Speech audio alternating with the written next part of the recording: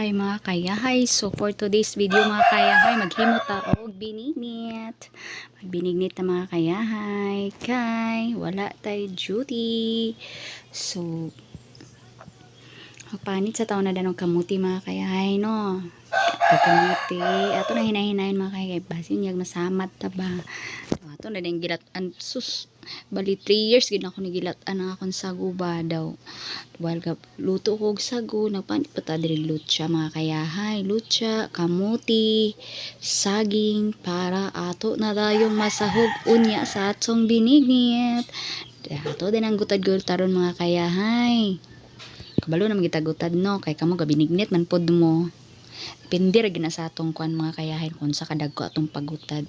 Kung gusto mo gid mga kayahay kay gagmay, mas nindot mo itong gagmay mga kayahay kay murag kanang lami siya kaunon ba, char lang. Compare sa dagko mangit kay muol man, so din lang sa ginagmay mga kayahay. So mana nato na ugutan mga kayahay. So atong bato magbuak na putag mga lubi.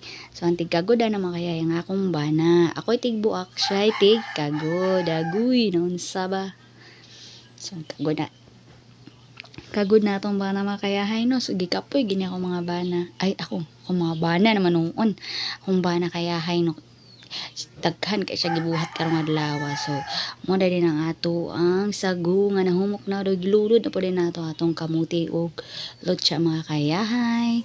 Kay nalunod naman nato atong pilit, pero ilunod na pud nato mga kayahay nga atong sagu nga bali 3 years nato gilataan. Hinayin mga kayahay, nagpilit-pilit pa, charomos. Kaya ato din imikos-mikos nato mga kayahay. Mikos-mikoso na mga kayahay bang. Lunod na po din natong saging mga kayahay. Pag lunod sa saging, automatic na. Luto na dayon ni karong taod mga kayahay. Ito na po ng mikos-mikoson karong mga kayahay para makuan gid siya ba. Maluto yun.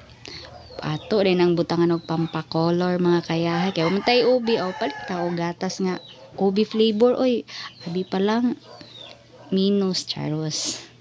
So muna naglunod na natong permirong gata mga kayahay.